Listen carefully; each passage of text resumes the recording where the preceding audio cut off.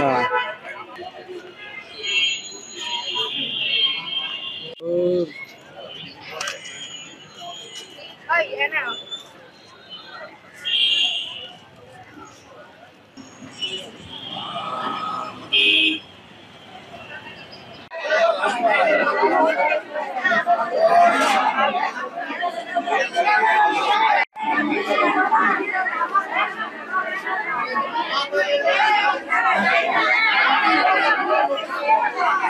সকাল ধরে ওই লাইনে দাঁড়ায় আছি, কিন্তু ইনারা কোনো ওষুধ দিচ্ছে না।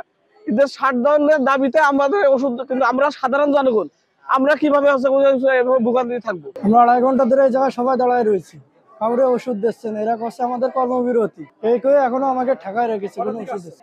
আমরা এই 9টার থেকে বসে দাঁড়ায় আছি, কর্মবিরতি দেখাচ্ছে। আমরা এই মুরব্বী লোক সকাল 9টার থেকে আমরা এই পর্যন্ত বসে আছি।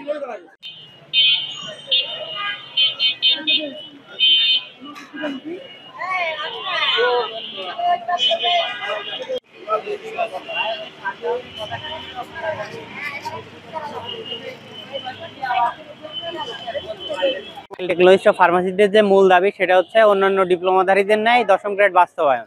আপনারা জানেন বাংলাদেশে যত ডিপ্লোমা পেশাজীবী আছে সবাইকে 2-3 দশক আগে 10ম গ্রেড দেওয়া হয়েছে, কিন্তু এখনো পর্যন্ত মেডিকেল টেকনোলজিস্ট অফ ফার্মাসিস্টদেরকে স্বাস্থ্য উপদেষ্টার আশ্বাসের পরেও 10ম গ্রেড প্রদান করা হয়নি। 25 তারিখের নভেম্বর মাসের সংবাদ সম্মেলনের মাধ্যমে সরকারকে আলটিমেটাম দিয়েছিলাম 96 ঘন্টা। এই 96 ঘন্টার ভিতরে আমাদের দাবি মানতে হবে।